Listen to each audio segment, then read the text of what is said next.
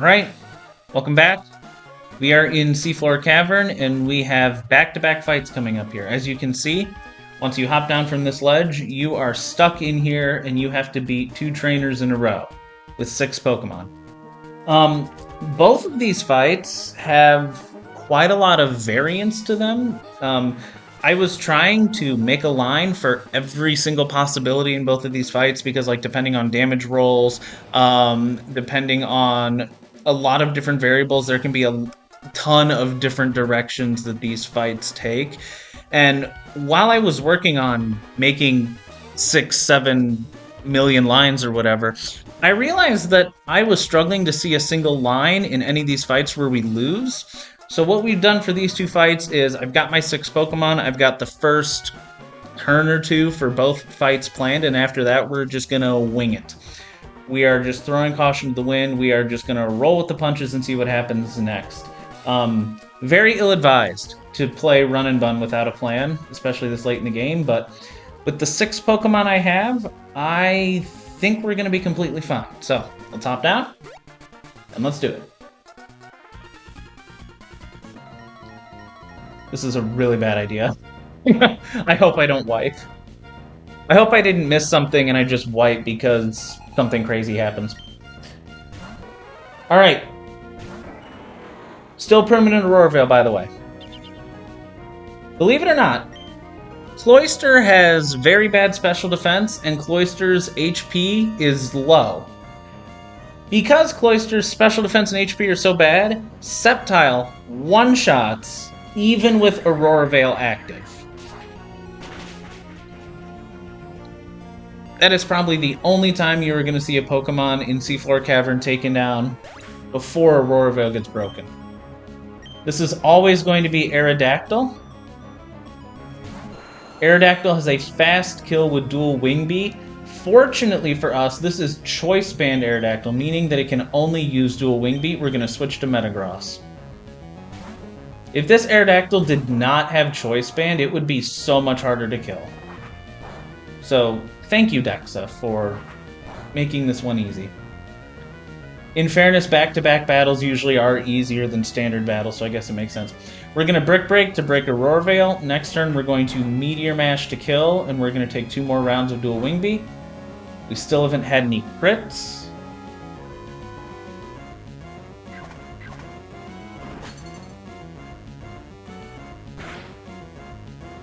We're going to kill with Meteor Mash. There's the crit. Okay, so this is definitely Malamar now. Yeah, depending on the damage rolls and if we didn't get any crits, this would have been either Malamar or Frostlass coming in on Metagross. Both were possible.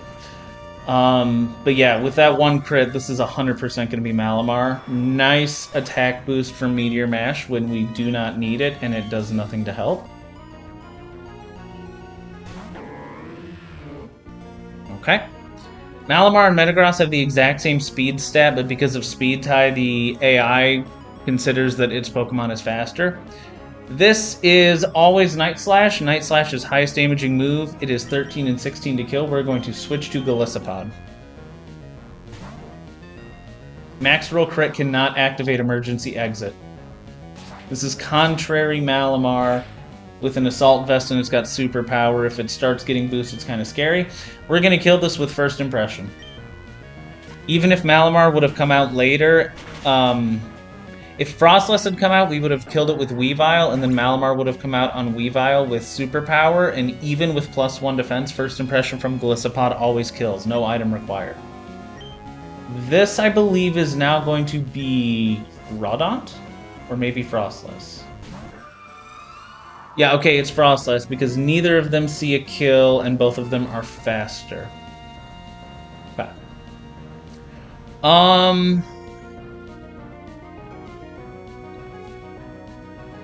This is either Hex, Sing, or Nasty Plot. This Frostlass can't kill, we're just going to switch to Weavile. Weavile has a Chesto Berry because this Frostlass has Sing, and it takes no damage basically from Freeze Dry and Hex, even with Nasty Plot. This Frostlass has Bright Powder. We're just going to hope that we can hit this with a knockoff before it puts us to sleep. Because that could potentially be a problem, but the chances are pretty low. Of course. Turn 1 Sing. Well, that's worst case scenario, because now if we knock off Miss, we're in trouble. Okay, well, if this knockoff misses, we might be in trouble. Well, Sing and Nasty Plot are actually both +6, so it's probably 50-50 to Sing or Nasty Plot. Nasty Plot doesn't do anything. We're just not going to miss, so it doesn't matter. There we go. See? See? It's all according to the not plan. Last Pokemon, this is going to be Crawdonk coming out. I think Crawdonk sees a kill. Let me check real quick. Yes, it does. It always kills with Crab Hammer. We are going to switch to Golisopod again.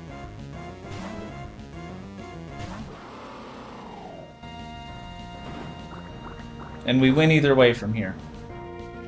Yep.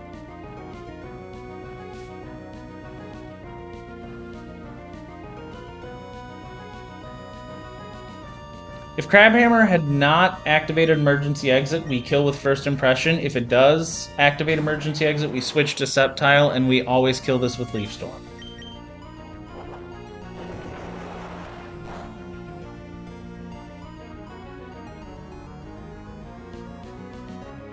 And that's the first battle.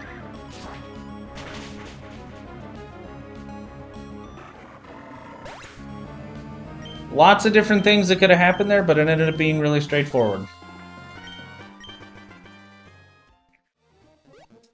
We'll do it.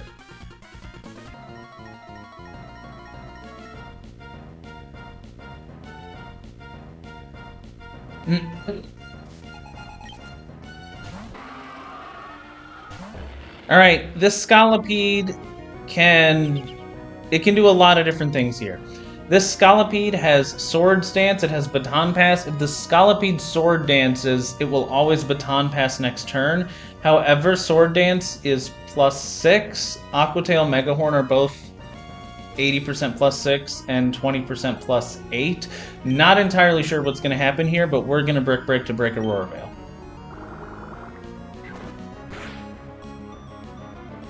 Okay. So, since Scolipede did not set up Sword Dance, this is never going to... Oh no, wait. Speed Boost.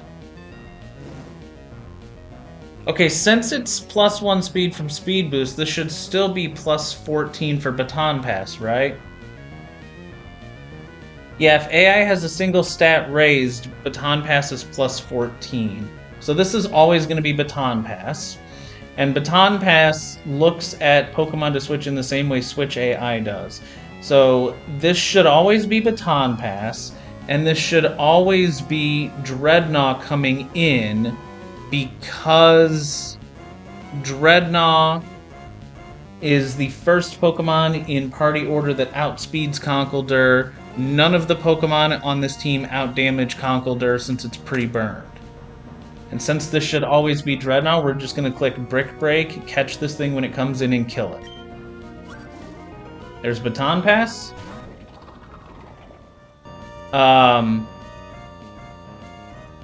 Wait, what?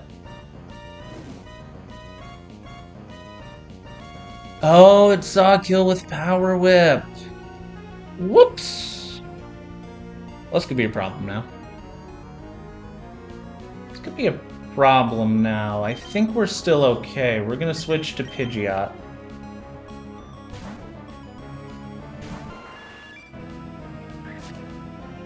This thing can never use Poltergeist because none of my Pokemon are holding items. This thing also has a Quick Claw. There are 2 rolls of Anchor Shot that kill. We're just gonna hope that doesn't happen and kill this with Hurricane.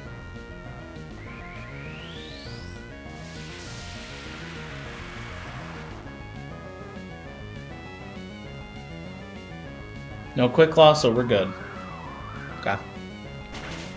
I messed that up. I didn't even check the calculation for Power Whip after we took that hit from Scolipede. That would have always been... That was always going to be Delmise. I should have clicked Fire Punch. Of course, Fire Punch wouldn't have killed, so I don't think it would have mattered. Okay, so what's coming in here? Scolipede... None of these Pokemon can kill Pidgeot from this HP, can they? Yes, they can. Okay. So this is going to be Dreadnought because it has a slow kill with Stone Edge. Okay. From here...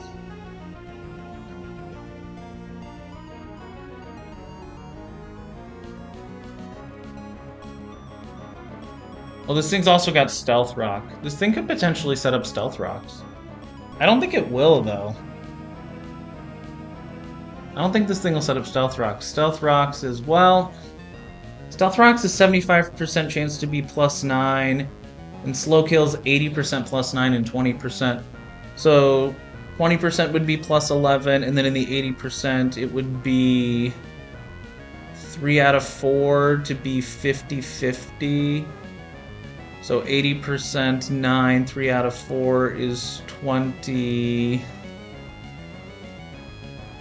It's 40, so this is 40% Stealth Rock, 60% Stone Edge. Okay. Probably should have made a better plan for this fight, but I still think we're going to be okay. I probably should have planned these fights, but I think we'll be alright. Oh, Stone Edge missed. Well, there we go. Okay. We can't ever die here, can we? No, we're good. We're good. We just kill with Brick Break. Stealth Rock, interesting. Oh, because it doesn't see any kills, it was a good chance to Stealth Rock there. Yeah, Stealth Rock is 75% chance to be... Stealth Rock is 75% chance +7, so that was 75% Stealth Rock. 87.5% Stealth Rock and 12.5% Liquidation. There's only one Pokemon left, correct? No, Scolipede is still alive. So this will be... We have a slow kill on Scolipede, and we... Hontail can't kill me. Neither of these guys can kill me. So it should always still be Scolipede, I would think, because it's the first Pokemon that outspeeds us. Okay. Can Scolipede kill me? Max roll crit from Aquatail is 120. We would survive after burns, so we just kill this with Fire Punch.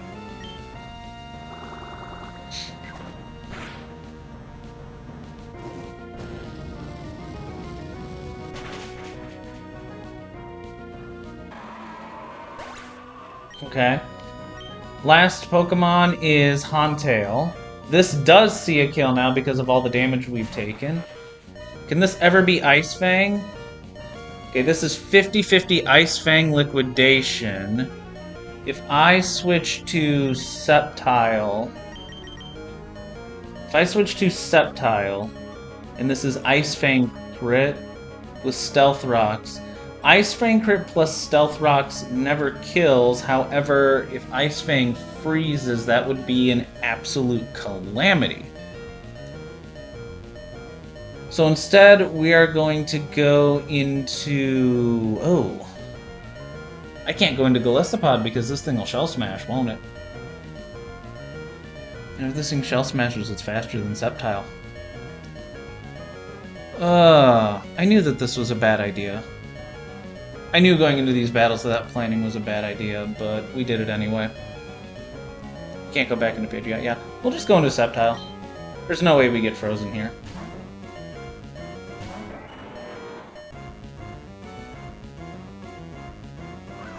Well, there's Liquidation, so it doesn't matter.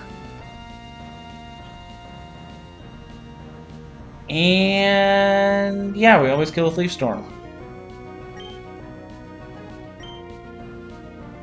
Oh, there we go. It worked out. Everything worked out. Never doing that again. That was really stupid, but we're good. Whiter Bug, get off my screen. We only have 3 battles left in Seafloor Cavern. And only 2 of them are permanent Aurora Veil. Never go into a battle without a plan again. Let's keep going.